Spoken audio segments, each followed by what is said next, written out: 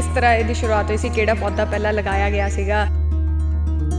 Basically ਇਹ ਸੀਗਾ ਜੀ, ਮੈਰਿਜ ਤੇ ਗਏ ਸੀਗੇ ਤੇ ਜਿੱਦਾਂ ਆਪਣਾ ਫਰੂਟ ਆਪਾਂ ਸੈਲਡ ਖਾਂਦੇ ਆ ਤੇ ਨਾਲ ਸਾਹਮਣੇ ਦੇਖਿਆ ਤਾਂ ਇੱਕ ਵਾਈਟ ਕਲਰ ਦਾ ਫਰੂਟ ਸੀਗਾ ਵਿੱਚ ਬਲੈਕ ਸੀਡ ਸੀਗੇ ਤੇ ਇੱਕ ਕਿਉਰਿਓਸਿਟੀ ਹੁੰਦੀ ਆ ਬੰਦੇ ਦੇ ਮਾਈਂਡ ਦੇ ਵਿੱਚ, ਇਹ ਕਿਹੜਾ ਨਵਾਂ ਯੂਨੀਕ ਫਰੂਟ ਹੈ। ਜਦੋਂ ਜਾ ਕੇ ਰਿਸਰਚ ਕੀਤੀ ਤੇ ਜਾ ਕੇ ਪਤਾ ਲੱਗਿਆ ਤਾਂ ਇੱਕ ਸਾਊਥ ਅਮਰੀਕਾ ਦੀ ਵੈਰਾਈਟੀ ਹੈ ਡਰੈਗਨ ਫਰੂਟ, ਜਿਹਨੂੰ ਪਤਾਇਆ ਕਹਿੰਦੇ ਆ। ਜਦੋਂ ਪਲਾਂਟਿੰਗ ਮਟੀਰੀਅਲ ਲੱਭਣ ਦੀ ਕੋਸ਼ਿਸ਼ ਕੀਤੀ ਤੇ ਉਸ ਟਾਈਮ ਮੈਨੂੰ ਕਿਤੋਂ ਪਲਾਂਟਿੰਗ ਮਟੀਰੀਅਲ ਨਹੀਂ ਮਿਲਿਆ, ਕਿਉਂਕਿ ਲੋਕਾਂ ਨੂੰ ਇਹਦਾ ਨਾਮ ਛੱਡੋ ਮਤਲਬ ਪਤਾ ਹੀ ਨਹੀਂ ਸੀ ਕਿ ਹੁੰਦੀ ਕੀ ਚੀਜ਼ ਹੈ, ਦੇਖੀ ਨਹੀਂ ਸੀ ਕਦੇ। ਮਤਲਬ ਕਈ ਨਰਸਰੀਆਂ ਵਾਲੇ ਤਾਂ ਪੁੱਛਦੇ ਸੀ ਆਹ ਕੀ ਸ਼ੈ ਹੈ। ਬਾਦਾਮ ਵੀ ਲਗਾਏ ਹੋਏ ਨੇ? ਹਾਂਜੀ, ਬਾਦਾਮ ਵੀ ਲੱਗੇ ਆ ਜੀ, ਅਵਾਕਾਡੋ ਵੀ ਹੈਗਾ, ਆੜੂ ਹੈ, ਲੁਗਾਟ ਹੈ ਤੇ ਆਲੂ ਬੁਖਾਰਾ ਹੈ, ਬਲੈਕਬੈਰੀ ਨੂੰ ਵੀ ਫਰੂਟਿੰਗ ਆ ਰਹੀ ਹੈ ਆਪਣੇ। ਤੇ ਜਦੋਂ ਮੈਂ ਪਹਿਲਾ ਫਰੂਟ ਟੇਸਟ ਕੀਤਾ ਤੇ ਉਦੋਂ ਮੇਰਾ ਇੱਕਦਮ ਮੈਂ ਸ਼ੌਕ ਹੋ ਗਿਆ ਕਿ ਜਿਹੜਾ ਮੈਂ ਉਸ ਮੈਰਿਜ ਤੇ ਜੋ ਫਰੂਟ ਖਾਦਾ ਸੀ ਤੇ ਜੋ ਮੈਂ ਆਪਣੇ ਘਰੇ ਟੈਰੇਸ ਤੇ ਉਗਾ ਕੇ ਖਾਦਾ, ਉਹਦੇ ਜ਼ਮੀਨ ਆਸਮਾਨ ਦਾ ਫਰਕ ਹੈ। ਆਪਾਂ 19-21 ਦਾ ਫਰਕ ਨਹੀਂ ਕਹਿ ਸਕਦੇ, ਜ਼ਮੀਨ ਆਸਮਾਨ ਦਾ।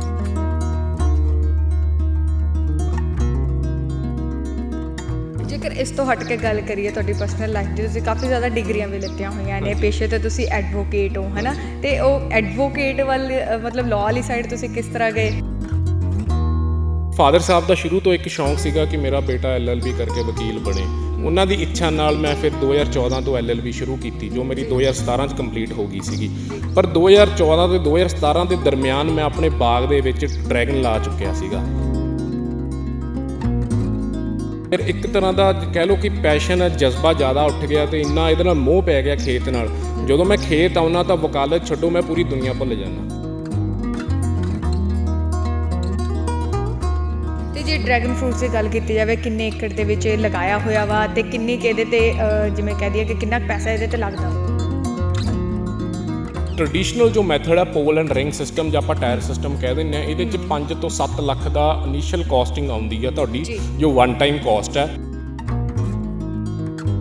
ਤੇ ਤਕਰੀਬਨ ਮੈਂ ਆਪਣੇ ਫਾਰਮ ਤੇ 300 ਤੋਂ ਵੱਧ ਤਰ੍ਹਾਂ ਦੇ ਫਰੂਟ ਪਲਾਂਟਸ ਲਾਏ ਹੋਏ ਆ, ਜਿਹਦੇ 'ਚ ਮੈਂ ਹੁਣ ਗੱਲ ਕਰਾਂ ਗੁਆਵਾ ਦੀ ਕਾਫੀ ਵੈਰਾਈਟੀਜ਼ ਆ, ਅਵਾਕਾਡੋ ਹੈ, ਪੈਸ਼ਨ ਫਰੂਟ ਹੈ, ਬਲੂਬੈਰੀ ਹੈ, ਬਲੈਕਬੈਰੀ ਹੈ, ਸਟਾਰ ਫਰੂਟ ਹੈ, ਲਾਲ ਕੇਲੇ ਜਿਹਨੂੰ ਆਪਾਂ ਕਹਿ ਦਿੰਦੇ ਹਾਂ।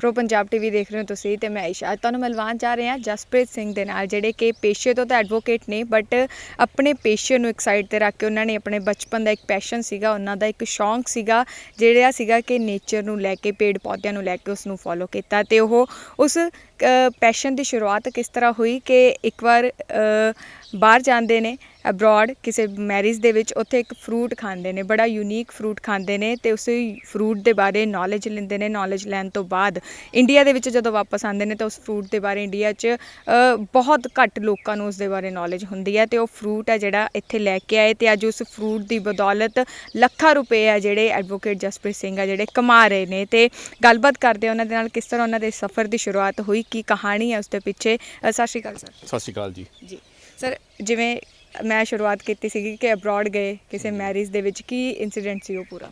ਇਹ ਬੇਸਿਕਲੀ ਇਹ ਸੀਗਾ ਜੀ, ਮੈਰਿਜ ਤੇ ਗਏ ਸੀਗੇ ਤੇ ਜਿੱਦਾਂ ਆਪਣਾ ਫਰੂਟ ਆਪਾਂ ਸੈਲਡ ਖਾਂਦੇ ਆ ਤੇ ਨਾਲ ਸਾਹਮਣੇ ਦੇਖਿਆ ਤਾਂ ਇੱਕ ਵਾਈਟ ਕਲਰ ਦਾ ਫਰੂਟ ਸੀਗਾ ਵਿੱਚ ਬਲੈਕ ਸੀਡ ਸੀਗੇ ਤੇ ਇੱਕ ਕਿਉਰਿਓਸਿਟੀ ਹੁੰਦੀ ਆ ਬੰਦੇ ਦੇ ਮਾਈਂਡ ਦੇ ਵਿੱਚ, ਇਹ ਕਿਹੜਾ ਨਵਾਂ ਯੂਨੀਕ ਫਰੂਟ ਹੈ। ਜਦੋਂ ਟਰਾਈ ਕੀਤਾ ਬਹੁਤ ਬਲੈਂਡ ਸੀਗਾ, ਕੁਝ ਇੰਨਾ ਜ਼ਿਆਦਾ ਸਵਾਦ ਨਹੀਂ ਸੀਗਾ, ਬਟ ਫਿਰ ਵੀ ਵਾਪਸ ਜਾਂਦੇ ਹੋਏ ਇੱਕ ਕਿਉਰਿਓਸਿਟੀ ਸੀਗੀ ਕਿ ਕੀ ਖਾਦਾ ਸੀਗਾ, ਕਿਉਂਕਿ ਬਚਪਨ ਤੋਂ ਇੱਕ ਸ਼ੁਰੂ ਤੋਂ ਹੁੰਦਾ ਸੀ ਕਿ ਹਰ ਚੀਜ਼ ਨੂੰ ਕੁਐਸਚਨ ਕਰਨਾ ਕਿ ਆਹ ਇੱਦਾਂ ਹੈ ਤਾਂ ਕਿਉਂ ਹੈ। ਤੇ ਜਦੋਂ ਜਾ ਕੇ ਰਿਸਰਚ ਕੀਤੀ ਤੇ ਜਾ ਕੇ ਪਤਾ ਲੱਗਿਆ ਤਾਂ ਇੱਕ ਸਾਊਥ ਅਮਰੀਕਾ ਦੀ ਵੈਰਾਈਟੀ ਹੈ ਡਰੈਗਨ ਫਰੂਟ, ਜਿਹਨੂੰ ਪਤਾਇਆ ਕਹਿੰਦੇ ਆ। ਤੇ ਉਹਦੇ ਬਾਰੇ ਜਦੋਂ ਰਿਸਰਚ ਕੀਤੀ, ਫਿਰ ਮੈਂ ਜਦੋਂ ਪਲਾਂਟਿੰਗ ਮਟੀਰੀਅਲ ਲੱਭਣ ਦੀ ਕੋਸ਼ਿਸ਼ ਕੀਤੀ ਤੇ ਉਸ ਟਾਈਮ ਮੈਨੂੰ ਕਿਤੋਂ ਪਲਾਂਟਿੰਗ ਮਟੀਰੀਅਲ ਨਹੀਂ ਮਿਲਿਆ, ਕਿਉਂਕਿ ਲੋਕਾਂ ਨੂੰ ਇਹਦਾ ਨਾਮ ਛੱਡੋ ਮਤਲਬ ਪਤਾ ਹੀ ਨਹੀਂ ਸੀ ਕਿ ਹੁੰਦੀ ਕੀ ਚੀਜ਼ ਹੈ, ਦੇਖੀ ਨਹੀਂ ਸੀ ਕਦੇ। ਮਤਲਬ ਕਈ ਨਰਸਰੀਆਂ ਵਾਲੇ ਤਾਂ ਪੁੱਛਦੇ ਸੀ ਆਹ ਕੀ ਸ਼ੈ ਹੈ।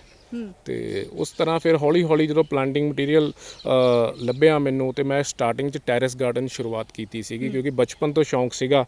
ਤੇ ਜਦੋਂ ਟੈਰੇਸ ਗਾਰਡਨ ਦੀ ਸ਼ੁਰੂਆਤ ਕੀਤੀ ਤੇ ਮੈਂ 2 ਬੂਟੇ ਲਿਆ ਕੇ ਇਹਦੇ ਨਾ ਆਪਣੇ ਟੈਰੇਸ ਗਾਰਡਨ ਦੇ ਵਿੱਚ ਲਗਾਏ ਤੇ ਗਰੋਥ ਪੈਟਰਨ ਇਹਦਾ ਦੇਖਿਆ, ਅਬਜ਼ਰਵ ਕੀਤਾ। ਤੇ ਜਦੋਂ ਮੈਨੂੰ ਪਹਿਲਾ ਫਰੂਟ ਆਇਆ ਇਹਦਾ, ਤੇ ਜਦੋਂ ਮੈਂ ਪਹਿਲਾ ਫਰੂਟ ਟੇਸਟ ਕੀਤਾ ਤੇ ਉਦੋਂ ਮੇਰਾ ਇੱਕਦਮ ਮੈਂ ਸ਼ੌਕ ਹੋ ਗਿਆ ਕਿ ਜਿਹੜਾ ਮੈਂ ਉਸ ਮੈਰਿਜ ਤੇ ਜੋ ਫਰੂਟ ਖਾਦਾ ਸੀ ਤੇ ਜੋ ਮੈਂ ਆਪਣੇ ਘਰੇ ਟੈਰੇਸ ਤੇ ਉਗਾ ਕੇ ਖਾਦਾ, ਉਹ ਤੇ ਜ਼ਮੀਨ ਆਸਮਾਨ ਦਾ ਫਰਕ ਹੈ। ਆਪਾਂ 19-21 ਦਾ ਫਰਕ ਨਹੀਂ ਕਹਿ ਸਕਦੇ, ਜ਼ਮੀਨ ਆਸਮਾਨ ਦਾ, ਕਿਉਂਕਿ ਉਹ ਬਿਲਕੁਲ ਫਿੱਕਾ ਸੀਗਾ ਤੇ ਇਹ ਬਿਲਕੁਲ ਇੰਨਾ ਮਿੱਠਾ ਸੀਗਾ ਕਿ ਜਿੱਦਾਂ ਕਹਿ ਲਓ ਕਿ ਆਪਾਂ ਸਟ੍ਰਾਬੇਰੀ ਵਰਗਾ, ਆਪਾਂ ਮਿੱਠੀ ਸਟ੍ਰਾਬੇਰੀ ਕਹਿੰਦੇ ਆ, ਉੱਦਾਂ ਦਾ ਫਲੇਵਰ ਸੀਗਾ। ਤੇ ਫਿਰ ਮੇਰੇ ਦਿਮਾਗ 'ਚ ਇੱਕ ਕਨਸੈਪਟ ਆਇਆ, ਕਿਉਂਕਿ ਮੈਂ ਉਹਨੂੰ 1 ਸਾਲ 1.5 ਸਾਲ ਤੋਂ ਆਲਰੇਡੀ ਟੈਰੇਸ ਤੇ ਗਰੋ ਕਰ ਰਿਹਾ ਤੇ ਇਹ ਕੋਈ ਬਹੁਤ ਡਿਮਾਂਡਿੰਗ ਪਲਾਂਟ ਨਹੀਂ ਹੈ ਕਿ ਜਿੱਦਾਂ ਬਾਕੀ ਆਪਾਂ ਪਲਾਂਟ ਗਰੋ ਕਰਦੇ ਆ, ਮਤਲਬ ਬਹੁਤ ਹਾਰਡੀ ਪਲਾਂਟ ਹੈ, ਮਤਲਬ ਜਿਹਨੂੰ ਆਪਾਂ ਪੰਜਾਬੀ 'ਚ ਕਹਿੰਦੇ ਬਹੁਤ ਬੇਸ਼ਰਮ ਬੂਟਾ ਹੈ, ਇਹਨੂੰ ਪੱਟ ਕੇ ਵੀ ਸੁੱਟ ਦੋਗੇ 3 ਮਹੀਨੇ ਬਾਅਦ ਲਗਾ ਦੋ ਤਾਂ ਵੀ ਚੱਲ ਪੈਂਦਾ ਜੀ। ਤੇ ਉਸ ਤਰ੍ਹਾਂ ਮੈਂ ਦੇਖਿਆ ਕਿ ਇਹਦੀ ਜੇ ਆਪਾਂ ਖੇਤੀ ਕਰੀਏ, ਕਿਉਂ ਨਾ ਆਪਾਂ ਨੂੰ ਮਤਲਬ ਖੇਤੀ ਇਹਨੂੰ ਕਮਰਸ਼ੀਅਲ ਲੈਵਲ ਤੇ ਕਰੀਏ ਤੇ ਕਿ ਆਪਾਂ ਨੂੰ ਇੱਕ ਵਧੀਆ ਬੈਨੀਫਿਟ ਮਿਲ ਸਕੇ। ਤੇ ਉਸ ਤਰੀਕੇ ਨਾਲ ਫਿਰ ਮੈਂ ਹੌਲੀ ਹੌਲੀ ਆਪਣੇ ਖੇਤ ਦੇ ਵਿੱਚ ਟਰਾਇਲ ਦੇ ਤੌਰ ਤੇ ਪਹਿਲਾਂ 100 ਪੋਲ ਲਗਾਇਆ, ਫਿਰ 200 ਪੋਲ ਲਗਾਏ, ਉਹਦੇ 'ਚ ਅਲੱਗ-ਅਲੱਗ ਵੈਰਾਈਟੀਆਂ ਲਗਾਈਆਂ। ਫਿਰ ਹੌਲੀ ਹੌਲੀ ਜਿਵੇਂ ਜਿਵੇਂ ਮੇਰੀ ਰਿਸਰਚ ਵੱਧਦੀ ਗਈ, ਫਿਰ ਮੈਨੂੰ ਪਤਾ ਲੱਗਿਆ ਕਿ ਇਹਦੇ 'ਚ 150 ਤੋਂ 200 ਵੈਰਾਈਟੀਆਂ ਆਲ ਓਵਰ ਵਰਲਡ ਹੈਗੀਆਂ ਨੇ। ਤੇ ਫਿਰ ਹੌਲੀ ਹੌਲੀ ਮੈਂ ਨਵੀਆਂ ਵੈਰਾਈਟੀਆਂ ਇੰਪੋਰਟ ਕਰਦਾ ਗਿਆ ਤੇ ਹੁਣ ਤਕਰੀਬਨ ਮੇਰੇ ਕੋਲੇ 60 ਪਲੱਸ ਟੂ ਬੀ ਐਗਜ਼ੈਕਟ 62 ਵੈਰਾਈਟੀਆਂ ਨੇ, 62 ਵੈਰਾਈਟੀਆਂ ਡਰੈਗਨ ਦੇ ਵਿੱਚ ਆਲਰੇਡੀ ਮੇਰੇ ਕੋਲ ਗਰੋ ਕਰ ਰਹੀਆਂ। ਜੇਕਰ ਇਸ ਤੋਂ ਹਟ ਕੇ ਗੱਲ ਕਰੀਏ ਤੁਹਾਡੀ ਪਰਸਨਲ ਲਾਈਫ ਦੀ, ਤੁਸੀਂ ਕਾਫੀ ਜ਼ਿਆਦਾ ਡਿਗਰੀਆਂ ਵੀ ਲਿੱਤੀਆਂ ਹੋਈਆਂ ਨੇ, ਪੇਸ਼ੇ ਤੇ ਤੁਸੀਂ ਐਡਵੋਕੇਟ ਹੋ, ਹੈ ਨਾ, ਤੇ ਉਹ ਐਡਵੋਕੇਟ ਵੱਲ ਮਤਲਬ ਲਾਅ ਵਾਲੀ ਸਾਈਡ ਤੁਸੀਂ ਕਿਸ ਤਰ੍ਹਾਂ ਗਏ? ਦੇਖੋ ਜੀ, ਮੈਂ ਨਾ ਸਟਾਰਟਿੰਗ ਜਦੋਂ ਮੇਰੀ ਗ੍ਰੈਜੂਏਸ਼ਨ ਹੋਈ, ਮੈਂ BBA ਕਰਨ DAV ਕਾਲਜ ਚੰਡੀਗੜ੍ਹ ਗਿਆ। ਫਿਰ ਮੇਰਾ ਲੁਧਿਆਣੇ ਵਾਪਸ ਆਉਣ ਦਾ ਦਿਲ ਸੀਗਾ, ਨਹੀਂ ਤਾਂ ਲੋਕੀ ਨਾਰਮਲੀ ਪਿੰਡਾਂ ਵਾਲੇ ਚੰਡੀਗੜ੍ਹ ਜਾ ਕੇ ਚੰਡੀਗੜ੍ਹ ਹੀ ਵਸ ਜਾਂਦੇ ਆ, ਬਟ ਮੇਰਾ ਸੀਗਾ ਨਹੀਂ, ਮੈਂ ਕੁਛ ਆਪਣੇ ਬਿਜ਼ਨਸ ਕਰਨਾ ਹੈ ਜਾਂ ਆਪਣਾ ਇੱਧਰ ਪੰਜਾਬ 'ਚ ਅੱਗੇ ਵਧਣਾ। ਤੇ ਫਿਰ ਮੈਂ ਆ ਕੇ MBA ਕੀਤੀ। ਫਿਰ ਹੌਲੀ ਹੌਲੀ ਫਾਦਰ ਸਾਹਿਬ ਨੂੰ ਬਿਜ਼ਨਸ 'ਚ ਹੈਲਪ ਕੀਤੀ, ਜੋ ਟਰਾਂਸਪੋਰਟੇਸ਼ਨ ਦਾ ਕੰਮ ਸੀਗਾ। ਬਟ ਫਿਰ ਫਾਦਰ ਸਾਹਿਬ ਦਾ ਸ਼ੁਰੂ ਤੋਂ ਇੱਕ ਸ਼ੌਂਕ ਸੀਗਾ ਕਿ ਮੇਰਾ ਬੇਟਾ LLB ਕਰਕੇ ਵਕੀਲ ਬਣੇ। ਉਹਨਾਂ ਦੀ ਇੱਛਾ ਨਾਲ ਮੈਂ ਫਿਰ 2014 ਤੋਂ LLB ਸ਼ੁਰੂ ਕੀਤੀ, ਜੋ ਮੇਰੀ 2017 'ਚ ਕੰਪਲੀਟ ਹੋ ਗਈ ਸੀਗੀ। ਪਰ 2014 ਤੇ 2017 ਦੇ ਦਰਮਿਆਨ ਮੈਂ ਆਪਣੇ ਬਾਗ ਦੇ ਵਿੱਚ ਡਰੈਗਨ ਲਾ ਚੁੱਕਿਆ ਸੀਗਾ। ਪਰ ਜਦੋਂ ਵਕਾਲਤ ਹੋ ਗਈ, ਨਾਲ ਡਰੈਗਨ ਚੱਲਦਾ ਪਿਆ ਸੀਗਾ, ਫਿਰ ਆਫ ਡੇਜ਼ ਦੇ ਵਿੱਚ ਮੈਂ ਖੇਤ 'ਚ ਆ ਕੇ ਟਾਈਮ ਦਿੰਦਾ ਹੁੰਦਾ ਸੀਗਾ। ਫਿਰ ਇੱਕ ਤਰ੍ਹਾਂ ਦਾ ਕਹਿ ਲਓ ਕਿ ਪੈਸ਼ਨ ਹੈ, ਜਜ਼ਬਾ ਜ਼ਿਆਦਾ ਉੱਠ ਗਿਆ ਤੇ ਇੰਨਾ ਇਹਦੇ ਨਾਲ ਮੋਹ ਪੈ ਗਿਆ ਖੇਤ ਨਾਲ। ਜਦੋਂ ਮੈਂ ਖੇਤ ਆਉਣਾ ਤਾਂ ਵਕਾਲਤ ਛੱਡੋ, ਮੈਂ ਪੂਰੀ ਦੁਨੀਆ ਭੁੱਲ ਜਾਂਦਾ ਜੀ। ਕਦੀ ਪੇਰੈਂਟਸ ਨੇ ਨਹੀਂ ਕਿਹਾ ਕਿ ਮਤਲਬ ਵਕਾਲਤ ਕੀਤੀ ਹੈ, ਇੰਨੀਆਂ ਡਿਗਰੀਆਂ ਕੀਤੀਆਂ ਹੋਈਆਂ ਨੇ ਤੇ ਫਿਰ ਵੀ ਬਾਗ ਦੇ ਵਿੱਚ ਹੈ ਨਾ ਤੁਸੀਂ ਜਾ ਰਹੇ ਹੋ ਜਾਂ ਇੱਦਾਂ ਟਾਈਮ ਸਪੈਂਡ ਕਰ ਰਹੇ ਹੋ, ਦਿਹਾੜੀ ਵਰਗਾ ਹੀ ਕੰਮ ਹੋ ਜਾਂਦਾ ਜਦੋਂ ਤੁਸੀਂ ਆਪਣਾ ਬਾਗ ਚਲਾਉਂਦੇ ਹੋ? ਨਹੀਂ, ਬਿਲਕੁਲ ਫਾਦਰ ਸਾਹਿਬ, ਮਾਤਾ ਜੀ, ਮਤਲਬ ਮਦਰ, ਦੋਨੇ ਬਹੁਤ ਕਹਿੰਦੇ ਆ ਕਿ ਕਿਉਂ ਮਿੱਟੀ ਨਾਲ ਮਿੱਟੀ ਹੋਈ ਜਾਂਦਾ, ਉੱਥੇ ਆਰਾਮ ਨਾਲ ਆਫਿਸ 'ਚ ਬੈਠ, AC ਦਫ਼ਤਰ 'ਚ ਬੈਠ, ਇੱਥੇ ਧੁੱਪੇ ਕਾਲਾ ਹੋਈ ਜਾਂਦਾ, ਇੰਨਾ ਮਿਹਨਤ ਕਰੀ ਜਾਂਦਾ, ਜਦ ਕੋਈ ਕਮੀ ਫਾਈਨੈਂਸ਼ੀਅਲੀ ਕਮੀ ਨਹੀਂ ਹੈਗੀ ਫਿਰ ਵੀ ਕਿਉਂ ਇੰਨਾ। ਪਰ ਇਹ ਕਹਿ ਲਓ ਕਿ ਇੱਕ ਦਿਲ ਹੈ, ਮਤਲਬ ਕਹਿ ਲਓ ਇੰਟਰਸਟ ਹੈ। ਇੱਥੇ ਜੇ ਮੈਂ ਹੁਣ ਖੜਾ, ਹੁਣ ਅਗਲੇ ਮਹੀਨੇ ਇੱਥੇ 45 ਡਿਗਰੀ ਹੋਣਾ, ਮੈਂ 45 ਡਿਗਰੀ 'ਚ ਵੀ ਘੁੰਮਣਾ, ਕਿਉਂਕਿ ਮੇਰਾ ਇੰਟਰਸਟ ਹੈ। ਜੇ ਮੇਰਾ ਇੰਟਰਸਟ ਨਹੀਂ ਹੈਗਾ, ਮੈਨੂੰ AC ਦਫ਼ਤਰ 'ਚ ਵੀ ਆਰਾਮ ਨਹੀਂ ਆਉਣਾ। ਲੋਕ ਕਹਿੰਦੇ ਪ੍ਰੋਫੈਸ਼ਨ ਨੂੰ ਛੱਡ ਕੇ ਪੈਸ਼ਨ ਨੂੰ ਫੋਲੋ ਕੀਤਾ ਤੇ ਸਕੂਨ ਆ। ਹਾਂਜੀ, ਬਿਲਕੁਲ। ਦੇਖੋ, ਨੋ ਡਾਊਟ ਜੀ, ਪੈਸ਼ਨ ਇੱਕ ਚੀਜ਼ ਇਹੋ ਜਿਹੀ ਹੁੰਦੀ ਹੈ ਜਿਹੜੇ ਬੰਦੇ ਨੂੰ ਸਕੂਨ ਮਿਲਣਾ ਚਾਹੀਦਾ। ਪੈਸਾ ਜਿੰਨਾ ਮਰਜ਼ੀ ਕਮਾ ਲਓ, ਜੇ ਪੀਸ ਆਫ ਮਾਈਂਡ ਨਹੀਂ ਹੈਗਾ ਨਾ ਤੁਹਾਡੀ ਲਾਈਫ ਦੇ ਵਿੱਚ, ਤੁਸੀਂ ਬਿਲਕੁਲ ਸੁਖੀ ਨਹੀਂ ਹੈਗੇ ਜੀ। ਤੇ ਹੁਣ ਗੱਲ ਕਰੀਏ ਕਿ ਕਿਸ ਤਰ੍ਹਾਂ ਇਹਦੀ ਸ਼ੁਰੂਆਤ ਹੋਈ ਸੀ, ਕਿਹੜਾ ਪੌਦਾ ਪਹਿਲਾਂ ਲਗਾਇਆ ਗਿਆ ਸੀਗਾ? ਮੈਂ ਜੀ ਸਭ ਤੋਂ ਪਹਿਲਾਂ ਡਰੈਗਨ ਦੀ ਪਲਾਂਟੇਸ਼ਨ ਕੀਤੀ ਸੀ। ਡਰੈਗਨ ਦੇ ਵਿੱਚ ਮੈਂ ਗੁਆਵਾ, ਨਿੰਬੂ, ਅਲੱਗ-ਅਲੱਗ ਤਰ੍ਹਾਂ ਦੇ ਪਲਾਂਟੇਸ਼ਨ ਕੀਤੀ ਸੀ। ਤੇ ਜਿਵੇਂ ਮੈਂ ਦੱਸਿਆ, ਮੈਂ ਪਹਿਲਾਂ ਟੈਰੇਸ ਗਾਰਡਨ ਤੋਂ ਸ਼ੁਰੂਆਤ ਕੀਤੀ ਸੀ। ਮੈਨੂੰ ਬਚਪਨ ਤੋਂ ਹੀ ਸ਼ੌਂਕ ਸੀਗਾ ਅਲੱਗ-ਅਲੱਗ ਫਰੂਟ ਪਲਾਂਟਸ ਦਾ, ਤੇ ਤਕਰੀਬਨ ਮੈਂ ਆਪਣੇ ਫਾਰਮ ਤੇ 300 ਤੋਂ ਵੱਧ ਤਰ੍ਹਾਂ ਦੇ ਫਰੂਟ ਪਲਾਂਟਸ ਲਾਏ ਹੋਏ ਆ, ਜਿਹਦੇ 'ਚ ਮੈਂ ਹੁਣ ਗੱਲ ਕਰਾਂ, ਗੁਆਵਾ ਦੀ ਕਾਫੀ ਵੈਰਾਈਟੀਜ਼ ਆ, ਅਵਾਕਾਡੋ ਹੈ, ਪੈਸ਼ਨ ਫਰੂਟ ਹੈ, ਬਲੂਬੈਰੀ ਹੈ, ਬਲੈਕਬੈਰੀ ਹੈ, ਸਟਾਰ ਫਰੂਟ ਹੈ, ਲਾਲ ਕੇਲੇ ਜਿਹਨੂੰ ਆਪਾਂ ਕਹਿ ਦਿੰਦੇ ਹਾਂ, ਅੰਬ ਦੀਆਂ 20-25 ਵੈਰਾਈਟੀਆਂ ਨੇ ਤੇ ਅਲੱਗ-ਅਲੱਗ ਹੈ। ਮਤਲਬ ਕਈ ਫਰੂਟਸ ਇਹਦੇ ਵਿੱਚ ਇੱਦਾਂ ਦੇ ਨੇ ਜਿਹੜੇ ਕਹਿੰਦੇ ਨੇ ਕਿ ਪੰਜਾਬ ਦੇ ਵਿੱਚ ਹੁੰਦੇ ਨਹੀਂ, ਤੁਸੀਂ ਉਹ ਵੀ ਲਗਾ ਲਏ? ਮੈਂ ਜੀ ਤਕਰੀਬਨ ਮੇਰੇ ਕੋਲ ਕੌਫੀ ਦਾ ਪਲਾਂਟ ਹੈਗਾ, ਜਿਹੜਾ ਤਕਰੀਬਨ ਅੱਜ ਤੋਂ ਮੇਰੇ ਕੋਲ 4-4.5 ਸਾਲ ਦਾ ਹੋ ਗਿਆ। ਤੇ ਪਿਛਲੇ ਸਾਲ ਉਹਨੂੰ ਬੈਰੀਜ਼ ਆਈਆਂ ਸੀਗੀਆਂ ਤੇ ਹੁਣ ਇਸ ਟਾਈਮ ਫਿਰ ਉਹ ਫਲਾਵਰਿੰਗ ਸਟੇਜ ਤੇ ਹੈ ਤੇ ਉਹ ਵੀ ਬਚਾਇਆ ਹੋਇਆ।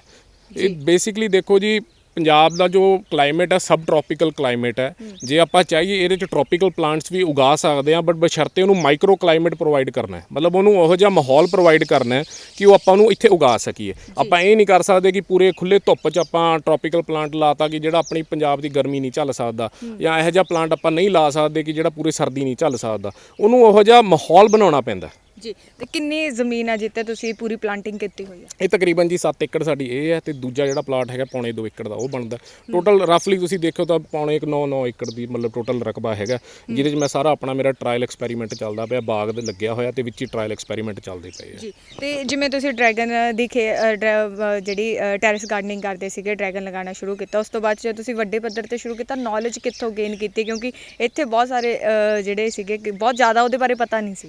ਇਹਦੇ ਬਾਰੇ ਜੀ ਦੇਖੋ ਮੈਨੂੰ ਬਹੁਤ ਦਿੱਕਤਾਂ ਆਈਆਂ ਕਿਉਂਕਿ ਜੇ ਆਪਾਂ ਗੱਲ ਕਰੀਏ ਇੱਥੇ ਪੰਜਾਬ ਐਗਰੀਕਲਚਰ ਯੂਨੀਵਰਸਿਟੀ ਬਹੁਤ ਵੱਡੀ ਯੂਨੀਵਰਸਿਟੀ ਲੁਧਿਆਣੇ, ਉੱਥੇ ਵੀ ਇਹਦੇ ਉੱਤੇ ਕੋਈ ਰਿਸਰਚ ਉਸ ਟਾਈਮ ਨਹੀਂ ਸੀਗੀ, ਮਤਲਬ ਉਸ ਟਾਈਮ ਨੌਲੇਜ ਨਹੀਂ ਸੀਗੀ। ਉਹ ਬਾਕੀ ਆਪਣੇ ਰਵਾਇਤੀ ਫਸਲਾਂ ਜਿਹੜੀਆਂ ਹੈਗੀਆਂ ਨਾਖ, ਬੱਬੂਗੋਸ਼ਾ, ਆੜੂ ਵਗੈਰਾ ਉਹਨਾਂ ਤੇ ਕੰਮ ਕਰ ਰਹੇ ਸੀਗੇ ਜਾਂ ਸਿਟਰਸ ਤੇ ਕੰਮ ਕਰ ਰਹੇ ਸੀਗੇ। ਤੇ ਡਰੈਗਨ ਦੀ ਜਿੰਨੀ ਵੀ ਨੌਲੇਜ ਲਈ ਆ ਮੈਂ YouTube ਤੋਂ ਤੇ ਗੂਗਲ ਤੋਂ ਲਈ ਹੈ, ਕਿਉਂਕਿ ਸਾਊਥ ਅਮਰੀਕਾ ਦਾ ਬੇਸਿਕਲੀ ਫਰੂਟ ਸੀਗਾ ਤੇ ਵੀਅਤਨਾਮ 'ਚ ਉਹਨਾਂ ਨੇ ਅਡੈਪਟ ਕੀਤਾ ਸੀਗਾ ਕਮਰਸ਼ੀਅਲੀ। ਤੇ ਕੁਝ ਮੈਂ ਥਾਈਲੈਂਡ ਫੇਸਬੁੱਕ ਥਰੂ ਥਾਈਲੈਂਡ ਦੇ ਜੋ ਫਾਰਮਰ ਹੈ ਉਹਨਾਂ ਨਾਲ ਕੰਟੈਕਟ 'ਚ ਆਇਆ, ਕਿਉਂਕਿ ਉਹਨਾਂ ਤੋਂ ਮੈਂ ਬੂਟੇ ਇੰਪੋਰਟ ਕੀਤੇ। ਕੁਝ ਮੈਨੂੰ ਉਹਨਾਂ ਤੋਂ ਬਹੁਤ ਕੁਝ ਸਿੱਖਣ ਨੂੰ ਮਿਲਿਆ, ਕੁਝ ਮੈਨੂੰ ਵੀਅਤਨਾਮ ਦੇ ਜਿਹੜੇ ਮੇਨ ਕਮਰਸ਼ੀਅਲ ਫਾਰਮਰ ਸੀਗੇ ਉਹਨਾਂ ਤੋਂ ਬਹੁਤ ਕੁਝ ਸਿੱਖਣ ਨੂੰ ਮਿਲਿਆ। ਜੀ ਹੁਣ 60+ ਡਰੈਗਨ ਫਰੂਟਸ ਦੇ ਪਲਾਂਟੇਸ਼ਨ ਹੈ ਜਿਹੜੀ ਤੁਸੀਂ ਕੀਤੀ ਹੋਈ ਹੈ, ਤੇ ਕਿੱਥੋਂ ਇਹ ਲਿਆਂਦੇ ਹੋਏ ਨੇ? ਇਹ ਅਲੱਗ-ਅਲੱਗ ਹੈ ਜੀ। ਜਿਹੜੇ ਮੇਰੇ ਸਭ ਤੋਂ ਪਹਿਲੇ ਪਲਾਂਟ ਆਏ ਸੀਗੇ ਉਹ USA ਤੋਂ ਤੇ ਥਾਈਲੈਂਡ ਤੋਂ ਆਏ ਸੀਗੇ। ਉਸ ਤੋਂ ਬਾਅਦ ਵੀਅਤਨਾਮ ਤੋਂ ਆਏ ਆ, ਫਿਲੀਪਾਈਨਸ ਤੋਂ ਆਏ ਆ, ਟਰਕੀ, ਪੇਰੂ ਤੇ ਮਤਲਬ ਸ਼੍ਰੀਲੰਕਾ, ਅਲੱਗ-ਅਲੱਗ ਕੰਟਰੀਆਂ ਤੋਂ ਪਲਾਂਟਸ ਆਏ ਨੇ ਜਿਹੜੇ ਕਿ ਮੈਂ ਆਪਣਾ ਬਾਗ 'ਚ ਵਧਾ ਰਿਹਾ, ਹੁਣ ਪ੍ਰੋਪੋਗੇਸ਼ਨ ਕਰ ਰਿਹਾ ਨਾਲ ਗ੍ਰਾਫਟਿੰਗ ਕਰਕੇ। ਤੇ ਇਹ ਸਾਰੇ ਤਕਰੀਬਨ ਆਪਣੇ ਬਾਗ ਦੇ ਵਿੱਚ ਇਸ ਟਾਈਮ 62 ਵੈਰਾਈਟੀਆਂ ਦੇ ਤਕਰੀਬਨ ਲੱਗੇ ਹੋਏ ਨੇ। ਜੀ 62 ਵੈਰਾਈਟੀਆਂ ਦੇ ਤੁਸੀਂ ਲਗਾਏ ਹੋਏ ਨੇ, ਤੇ ਇਹਨਾਂ ਦੀ ਸਾਂਭ ਸੰਭਾਲ ਕਿਸ ਤਰੀਕੇ ਨਾਲ ਹੁੰਦੀ ਹੈ? ਕੁਝ ਖਾਸ ਸਾਂਭ ਸੰਭਾਲ ਦੇਣੇ, ਕਿਉਂਕਿ ਅਸੀਂ ਦੇਖ ਰਹੇ ਹਾਂ ਕਿ ਕਿਸ ਤਰ੍ਹਾਂ ਪੋਲਸ ਵਗੈਰਾ ਲਗਾਏ ਹੋਏ ਨੇ, ਟਾਇਰਸ ਲਗਾਏ ਹੋਏ ਨੇ, ਕੀ ਕਾਰਨ ਹੈ ਇਹਨਾਂ ਸਾਰਿਆਂ ਦੇ ਵਿੱਚ? ਇਹ ਜੀ ਦੇਖੋ, ਇਹ ਨਾ ਬੇਸਿਕਲੀ ਕਲਾਈਂਬਰ ਬੂਟਾ ਹੈ ਜਿਹਨੂੰ ਆਪਾਂ ਕਹਿੰਦੇ ਬੇਲ ਵਰਗਾ ਕਹਿ ਸਕਦੇ ਹਾਂ। ਇਹਨੂੰ ਨਾ ਸਪੋਰਟ ਚਾਹੀਦੀ ਹੁੰਦੀ ਹੈ। ਤੇ ਆਪਣੇ ਜੇ ਗੱਲ ਕਰੀਏ ਬੂਟਾ 25 ਤੋਂ 30 ਸਾਲ ਇੱਥੇ ਪੰਜਾਬ 'ਚ ਜੋ ਚੱਲਣ ਹੈ ਕਹਿ ਰਹੇ ਆ, ਬਟ ਜੋ ਵੀਅਤਨਾਮ ਦੇ ਪੁਰਾਣੇ ਬਾਗ ਹੈਗੇ 40 ਸਾਲ ਦੇ ਪੁਰਾਣੇ ਅੱਜ ਤੱਕ ਬਾਗ ਚੱਲਦੇ ਪਏ ਆ। ਤੇ ਉਹ ਇੰਨਾ ਪੁਰਾਣਾ ਜੇ ਸਟਰਕਚਰ ਆਪਾਂ ਚਲਾਉਣਾ ਹੈ ਤਾਂ ਕੰਕਰੀਟ ਦਾ ਹੀ ਚੱਲੂਗਾ, ਲੋਹਾ ਵੀ ਨਹੀਂ ਚੱਲਣਾ, ਗਲ ਜਾਣਾ, ਲੱਕੜ ਆਪਣੇ ਸਿਉਂਕ ਨੇ ਚੱਲਣ ਨਹੀਂ ਦੇਣੀ, ਤੇ ਕੰਕਰੀਟ ਹੀ ਚੱਲੂਗਾ।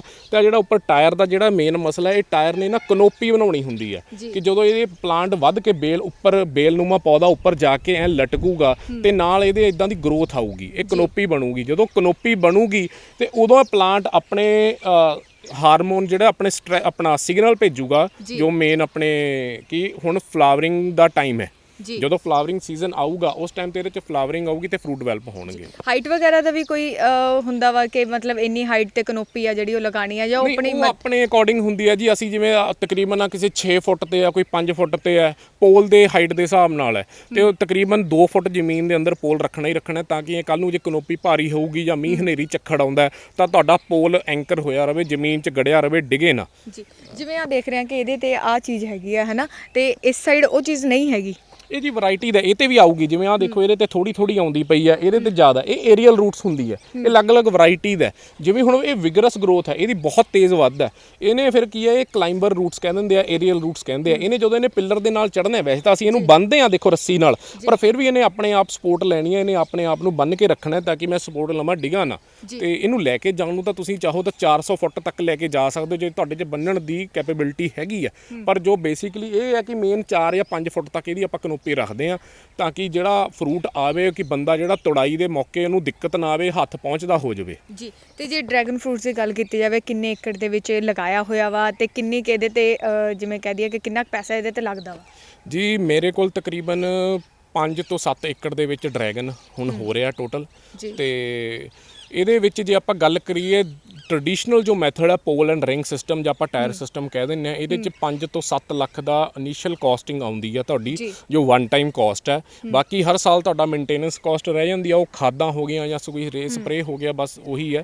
ਤੇ ਜਿਹੜਾ ਮੇਨ ਜਿਹੜਾ ਖਰਚਾ 7 ਲੱਖ ਰੁਪਇਆ ਪਰ ਏਕੜ ਦਾ ਆਉਂਦਾ ਖਰਚਾ, ਮੇਨ 7 ਲੱਖ ਦਾ ਆਉਂਦਾ। ਤੇ ਜੇ ਵੇਖਿਆ ਜਾਵੇ ਤਾਂ ਪ੍ਰੋਫਿਟ ਕਿੰਨਾ ਹੋ ਜਾਂਦਾ ਇਹਦੇ ਵਿੱਚ? ਪ੍ਰੋਫਿਟ ਜੀ ਜੋ ਮੇਰਾ ਲਾਸਟ ਈਅਰ ਦਾ ਪ੍ਰੋਫਿਟ ਹੈ ਉਹ ਤਕਰੀਬਨ 8.5-9 ਲੱਖ ਰੁਪਇਆ ਪਰ ਏਕੜ ਦੇ ਹਿਸਾਬ ਨਾਲ ਨਿਕਲਿਆ। ਸਾਰੇ ਖਰਚੇ ਕੱਢ ਕੇ 8.5-9 ਲੱਖ ਰੁਪਇਆ ਆ ਜਾਂਦਾ? ਹਾਂਜੀ, ਸਾਰੇ ਖਰਚੇ ਕੱਢ ਕੇ। ਇਹ ਮੈਂ ਤਾਂ ਮੇਰਾ ਘੱਟ ਆ ਰਿਹਾ ਕਿਉਂਕਿ ਮੇਰਾ ਕੁਝ ਪੁਰਾਣਾ ਬਾਗ ਹੈ, ਕੁਝ ਨਵਾਂ ਬਾਗ ਹੈ, ਇਹ ਸਾਰੇ ਦੀ ਐਵਰੇਜ ਨਿਕਲੀ ਹੈ। ਜੇ ਮੈਂ ਇਕੱਲਾ ਕਹਾਂ ਕਿ ਜੇ ਮੈਂ ਪੁਰਾਣੇ ਟਾਈਮ ਤੇ ਅੱਜ ਤੋਂ 4 ਸਾਲ ਪਹਿਲਾਂ ਬਾਗ ਲਾਇਆ ਹੁੰਦਾ ਤੇ ਮੇਰੇ 1 ਕਿੱਲੇ 'ਚ 500 ਖੰਭੇ ਲੱਗਦੇ ਆ। ਜੇ ਮੈਂ 4 ਸਾਲ ਪਹਿਲਾਂ 500 ਖੰਭੇ ਲਾਏ ਹੁੰਦੇ ਤੇ ਮੇਰੇ ਉਹ ਪੂਰਾ ਇਕੱਲੇ 1 ਕਿੱਲੇ ਦੀ ਜੇ ਮੈਂ ਐਵਰੇਜ ਦੀ ਗੱਲ ਕਰਾਂ ਤੇ 13 ਤੋਂ 14 ਲੱਖ ਰੁਪਇਆ ਚੌਥੇ ਪੰਜਵੇਂ ਸਾਲ ਇਹ ਵੱਟ ਜਾਣੀ ਸੀਗੀ, ਆਪਣੇ ਮਤਲਬ ਇਨਕਮ ਹੋ ਜਾਣੀ ਸੀਗੀ। ਜੀ ਤੇ ਵੇਖਿਆ ਜਾਵੇ ਤਾਂ ਇਹਨਾਂ ਦੀ ਪਲਾਂਟੇਸ਼ਨ ਕਿਸ ਤਰੀਕੇ ਦੇ ਨਾਲ ਹੁੰਦੀ ਆ? ਇਹਦੇ ਪਰ ਪੋਲ ਦੇ ਨਾਲ 4 ਬੂਟੇ ਲੱਗਦੇ ਆ ਜੀ ਜਿਹੜੇ ਆਪਾਂ ਲਾਉਣੇ ਆ। ਤੇ ਇਹ ਬਸ ਮੇਨ ਇਹੀ ਹੈ ਕਿ 500 ਖੰਭੇ ਲੱਗੇ 2000 ਬੂਟਾ 1 ਕਿੱਲੇ ਦਾ ਲੱਗਦਾ ਜੀ। ਤੇ ਫਰੂਟ ਕਿੰਨੇ ਟਾਈਮ ਬਾਅਦ ਆਉਣਾ ਸ਼ੁਰੂ ਹੋ ਜਾਂਦਾ? ਫਰੂਟ ਜੀ ਇਹਦਾ ਜੋ ਮੇਨ ਪੈਟਰਨ ਹੈ, ਵੈਸੇ ਲੋਕੀ ਕਹਿੰਦੇ ਸਾਲ ਬਾਅਦ ਫਰੂਟ, ਸਾਲ ਬਾਅਦ ਇਹਦਾ ਕੋਈ ਉਹ ਨਹੀਂ ਹੁੰਦਾ। ਇਹਦਾ ਜਦੋਂ ਨਾ ਗਰੋਥ ਸਾਈਕਲ ਹੈਗਾ ਮਈ ਦੇ ਵਿੱਚ ਨੇ, ਮਈ ਜੂਨ ਦੇ ਵਿੱਚ ਫਲਾਵਰਿੰਗ ਚੱਕ ਲੈਣੀ ਹੈ ਤੇ ਅਕਤੂਬਰ ਤੱਕ ਫਲਾਵਰਿੰਗ ਆਉਣੀ ਹੈ। ਜੇ ਮੰਨ ਕੇ ਚਲੋ ਆ ਮੈਚਿਓਰ ਬ੍ਰਾਂਚ ਹੈ, ਜੇ ਆ ਮੈਚਿਓਰ ਬ੍ਰਾਂਚ ਨੂੰ ਮੈਂ ਫਰਵਰੀ ਦੇ ਵਿੱਚ ਜ਼ਮੀਨ 'ਚ ਲਾਉਂਗਾ, ਇਹ ਗਰੋਥ ਲਊਗਾ। ਜੇ ਇਹੀ ਬ੍ਰਾਂਚ ਨੂੰ ਮੈਂ ਜੂਨ ਦੇ ਵਿੱਚ ਜ਼ਮੀਨ 'ਚ ਲਾਉਂਗਾ ਇਹਨੇ ਉਦੋਂ ਫਲਾਵਰਿੰਗ ਚੱਕ ਲੈਣੀ ਹੈ। ਮਤਲਬ ਫਰੂਟਿੰਗ ਟਾਈਮ ਤੇ ਜਿਹਨੂੰ ਮੈਂ ਬ੍ਰਾਂਚ ਨੂੰ ਲਾਉਂਗਾ, ਟਾਹਣੀ ਨੂੰ ਲਾਉਂਗਾ, ਇਹਨੇ ਉਦੋਂ ਫਰੂਟ ਚੱਕ ਲੈਣਾ। ਬਟ ਸੁਜੈਸਟਡ ਇਹ ਹੁੰਦਾ ਕਿ ਜਦੋਂ ਤੁਹਾਡਾ ਬੂਟਾ ਉੱਪਰ ਕਨੋਪੀ ਤੇ ਪਹੁੰਚ ਗਿਆ, ਕਨੋਪੀ ਤੋਂ 1-2 ਬ੍ਰਾਂਚਸ ਲਟਕ ਗਈਆਂ, ਉਸ ਤੋਂ ਬਾਅਦ ਤੁਸੀਂ ਫਰੂਟ ਲਓ, ਜਿਹੜਾ ਕਿ ਆਪਾਂ ਕਹਿ ਸਕਦੇ ਹਾਂ ਸਾਲ ਡੇਢ ਸਾਲ ਦੇ ਵਿੱਚ ਆਪਣਾ ਡਿਵੈਲਪ ਹੋ ਜਾਂਦਾ ਜੀ। ਤੇ ਹੁਣ ਇਹਨੂੰ ਸੰਭਾਲਣ ਲਈ ਕਿੰਨੇ ਕੁ ਜਣੇ ਤੁਸੀਂ ਰੱਖੇ ਹੋਏ ਨੇ ਜਾਂ ਖੁਦ ਮਿਹਨਤ ਕਰਦੇ ਹੋ? ਨਹੀਂ, ਮੇਰੀ ਮਿਹਨਤ ਤਾਂ ਨਾਲ ਹੁੰਦੀ ਹੈ ਜੀ, ਬਾਕੀ ਨਾਲ ਜਿਹੜੇ ਮੇਰੇ 2 ਵਰਕਰ ਤਾਂ ਪੱਕੇ ਨੇ, ਤੇ ਬਾਕੀ ਸੀਜ਼ਨਲ ਜਿਵੇਂ ਆ ਘਾਹ ਬੂਟੀ ਕੱਢਣੀ ਹੁੰਦੀ ਹੈ ਤੇ ਅਸੀਂ ਉਹ ਜਿਹੜੇ ਬਾਕੀ ਵਰਕਰ ਦਿਹਾੜੀ ਤੇ ਅਲੱਗ-ਅਲੱਗ ਹਰ ਟਾਈਮ, ਜਿਵੇਂ ਬਰਸਾਤਾਂ ਤੋਂ ਪਹਿਲਾਂ, ਬਰਸਾਤਾਂ ਤੋਂ ਬਾਅਦ ਘਾਹ ਘੂ ਕੱਢਣੀ ਹੁੰਦੀ ਆ, ਉਹ ਚੱਲਦੇ ਰਹਿੰਦੇ ਆ ਦਿਹਾੜੀਦਾਰ, ਤੇ ਬਾਕੀ 2 ਬੰਦੇ ਮੇਰੇ ਪੱਕੇ ਹੈਗੇ ਆ। ਬਟ ਦੇਖਿਆ ਜਾਵੇ ਤਾਂ ਇੱਕ ਬੰਦਾ ਤਕਰੀਬਨ 4 ਤੋਂ 5 ਏਕੜ ਵਧੀਆ ਸਾਂਭ ਸਕਦਾ ਜੀ। ਤੇ ਇਹਦੇ ਵਿੱਚੋਂ ਵੇਖਿਆ ਜਾਵੇ ਜਿਵੇਂ ਤੁਸੀਂ 62 ਤਰ੍ਹਾਂ ਦੇ ਲਗਾਏ ਹੋਏ ਨੇ ਨਾ, ਪਲਾਂਟਸ ਲਗਾਏ ਹੋਏ ਨੇ, ਤੇ ਉਹਨਾਂ ਵਿੱਚ ਸਭ ਤੋਂ ਕਾਸਟਲੀ ਆ ਜਿਹੜਾ ਉਹ ਮਤਲਬ ਕਿਹੜਾ ਵਾ ਤੇ ਕਿੰਨੇ ਕੁ ਦਾ ਵਿਕਦਾ ਵਾ? ਜੀ, ਸਭ ਤੋਂ ਕਾਸਟਲੀ ਤਾਂ ਮੇਰਾ ਜਿਹੜਾ ਹੈਗਾ ਉਹ ਐਕੁਆਡੋਰੀਅਨ ਪਲੋਰਾ ਵੈਰਾਈਟੀ ਹੈ। ਉਹਦਾ ਪਲਾਂਟ ਵੀ ਬਹੁਤ ਕਾਸਟਲੀ ਆਇਆ ਸੀਗਾ।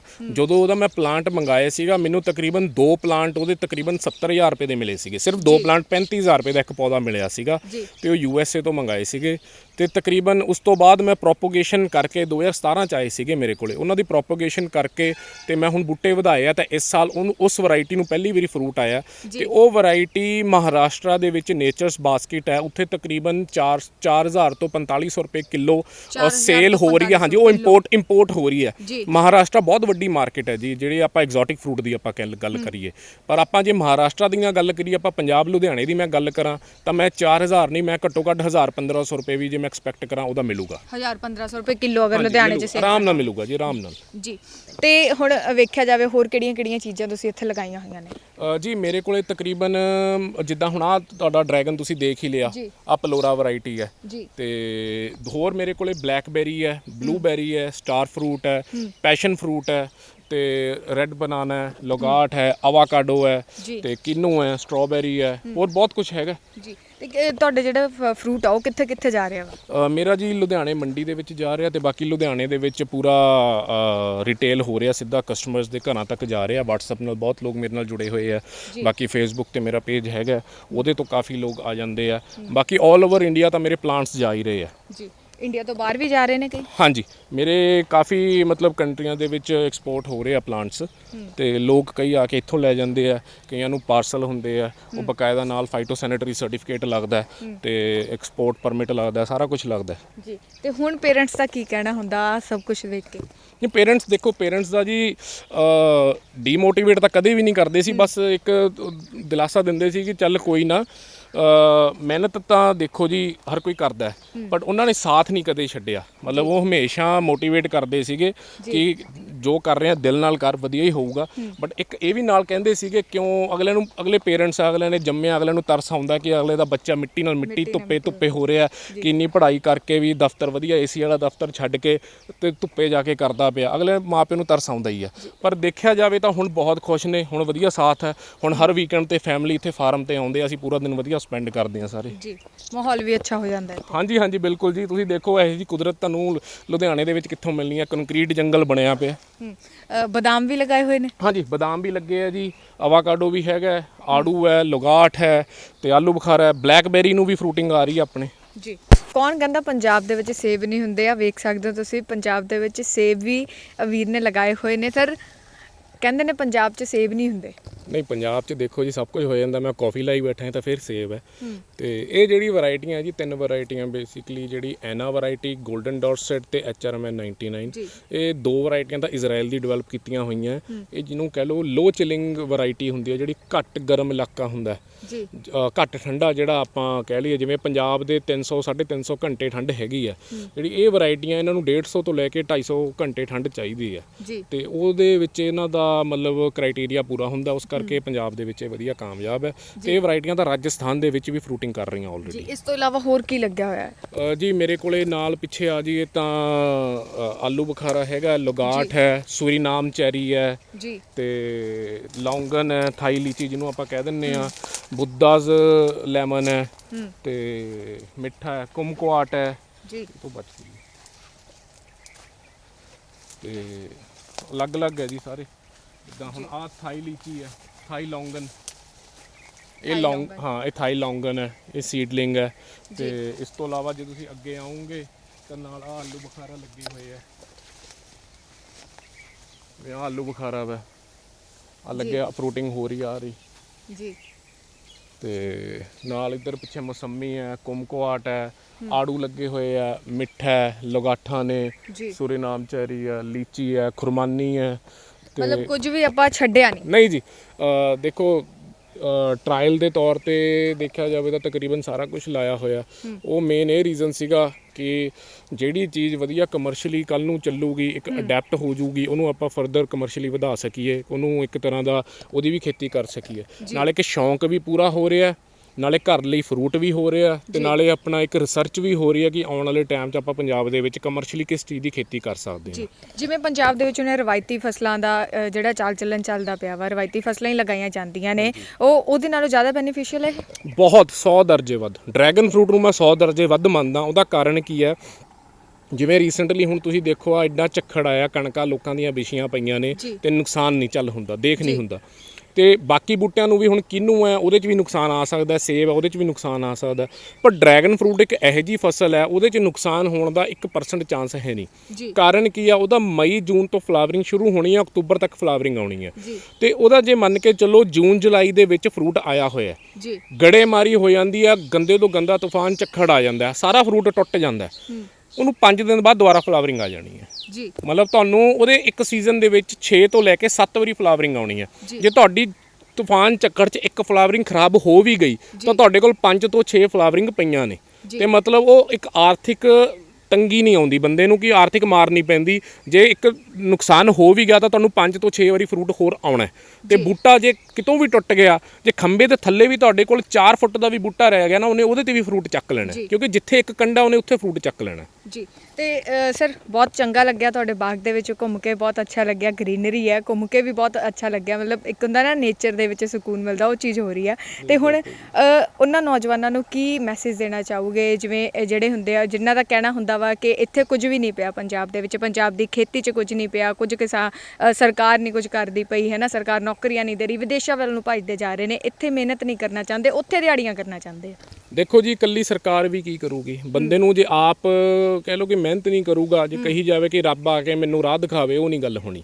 ਠੀਕ ਹੈ, ਜੇ ਤੁਹਾਡੇ ਕੋਲੇ ਅੱਜ ਕੱਲ੍ਹ ਹਰ ਇੱਕ ਦੇ ਹੱਥ 'ਚ ਫੋਨ ਹੈ, ਹਰ ਇੱਕ ਦੇ ਫੋਨ 'ਚ ਨੈੱਟ ਪੈਕ ਹੈ। ਮੈਂ ਕਿਸੇ ਯੂਨੀਵਰਸਿਟੀ 'ਚ ਨਹੀਂ ਗਿਆ, ਮੈਂ ਕਿਸੇ ਬਾਗਬਾਨੀ ਵਿਭਾਗ ਕੋਲੇ ਨਹੀਂ ਗਿਆ, ਮੈਂ ਸਾਰਾ ਕੁਝ YouTube ਤੋਂ ਜਾਣਕਾਰੀ ਲਈ ਹੈ, ਮੈਂ ਸਾਰੀ ਕੁਝ Google ਤੋਂ ਜਾਣਕਾਰੀ ਲਈ ਹੈ। ਤੁਸੀਂ ਜਾਣਕਾਰੀ ਲਓ, ਮੈਂ ਨਹੀਂ ਕਹਿੰਦਾ ਤੁਸੀਂ 1 ਕਿੱਲੇ ਤੋਂ ਸ਼ੁਰੂਆਤ ਕਰੋ, ਮੈਂ ਕਹਿੰਦਾ ਚਾਹੇ ਡਰੈਗਨ ਲਾਉਣਾ, ਚਾਹੇ ਸੇਬ ਲਾਉਣੇ, ਕੁਝ ਵੀ ਲਾਉਣਾ, 10 ਬੂਟਿਆਂ ਤੋਂ ਸ਼ੁਰੂਆਤ ਕਰੋ। ਜੇ ਤੁਹਾਨੂੰ 1 ਸਾਲ ਦੇ ਵਿੱਚ ਰਿਜ਼ਲਟ ਆਉਂਦਾ, ਵਧੀਆ ਲੱਗਦਾ, ਤੁਸੀਂ ਉਹਨੂੰ ਅਡੈਪਟ ਕਰੋ, ਵਧਾਓ, ਕਿਉਂ ਨਹੀਂ ਵਧਾਉਂਦੇ। ਗੱਲ ਇੱਥੇ ਮੇਨ ਮੁੱਦਾ ਕੀ ਹੈ, ਮੁੱਦਾ ਇਹ ਹੈ ਕਿ ਕੋਈ ਕੰਮ ਕਰਕੇ ਰਾਜੀ ਨਹੀਂ ਹੈਗਾ, ਕੋਈ ਪਹਿਲ ਕਦਮੀ ਨਹੀਂ ਕਰਨੀ ਚਾਹੁੰਦਾ। ਜਦੋਂ ਮੈਂ ਆਪਣੇ ਖੇਤ 'ਚ ਖੰਭੇ ਲਾਉਣੇ ਸ਼ੁਰੂ ਕੀਤੇ ਸੀਗੇ, ਲੋਕ ਮਜ਼ਾਕ ਉਡਾਉਂਦੇ ਸੀਗੇ ਕਿ ਆ ਖੰਭੇ ਲਾਈ ਜਾਂਦਾ, ਕਲੋਨੀ ਕੱਟਣੀ ਹੈ, ਕੀ ਕੱਟਣਾ।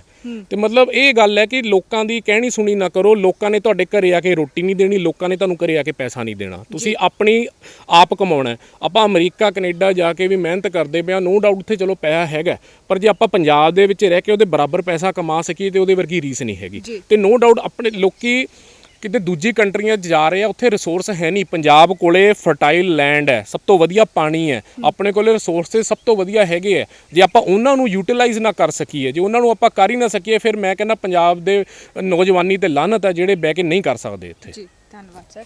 ਸੋ ਇਹ ਸਨ ਸਾਡੇ ਨਾਲ ਸਰ ਜਿਨ੍ਹਾਂ ਨੇ ਆਪਣੇ ਕਹਿ ਸਕਦੇ ਹਾਂ ਕਿ ਐਡਵੋਕੇਟ ਦੀ ਪੜ੍ਹਾਈ ਕੀਤੀ, ਐਡਵੋਕੇਟ ਨੇ ਬਟ ਆਪਣੇ ਪੈਸ਼ਨ ਨੂੰ ਮੁੱਖ ਰੱਖਦੇ ਨੇ, ਅਤੇ ਉਸ ਦੇ ਹਿਸਾਬ ਨਾਲ ਤੁਸੀਂ ਵੇਖ ਸਕਦੇ ਹੋ ਕਿੰਨੀ ਸੋਹਣੀ ਤਰ੍ਹਾਂ ਇਹਨਾਂ ਨੇ ਕੰਮ ਕੀਤਾ ਹੋਇਆ ਹੈ, ਅਤੇ ਲੱਖਾਂ ਦੇ ਵਿੱਚ ਇਹਨਾਂ ਦੀ ਕਮਾਈ ਆਉਂਦੀ ਹੈ। ਜਿਵੇਂ ਸਰ ਨੇ ਕਿਹਾ ਕਿ ਮਿਹਨਤ ਨਹੀਂ ਕਰਨਾ ਚਾਹੁੰਦੇ, ਬਾਹਰ ਵੀ ਜਾਂਦੇ ਨੇ, ਦਿਹਾੜੀਆਂ ਕਰਦੇ ਨੇ, ਪਰ ਜੇਕਰ ਤੁਸੀਂ ਪੰਜਾਬ ਦੇ ਵਿੱਚ ਰਹੋਗੇ ਤਾਂ ਉਸ ਦੇ ਬਰਾਬਰ ਵੀ ਕੰਮ ਕਰ ਸਕਦੇ ਹੋ, ਕਿਉਂਕਿ ਨੈੱਟ ਪੈਕ ਸਭ ਦੇ ਕੋਲ ਹੈ, ਅਤੇ ਸਾਰੇ ਜਿਹੜੇ ਕਿ YouTube ਤੋਂ ਸਿੱਖ ਸਕਦੇ ਨੇ। ਕਹਿੰਦੇ ਜਿਵੇਂ ਮੈਂ ਕਿਸੇ ਯੂਨੀਵਰਸਿਟੀ 'ਚ ਨਹੀਂ ਗਿਆ, ਮੈਂ ਵੀ YouTube ਤੋਂ ਸਿੱਖਿਆ, ਤੁਸੀਂ ਵੀ ਇਹ ਚੀਜ਼ ਕਰ ਸਕਦੇ ਹੋ।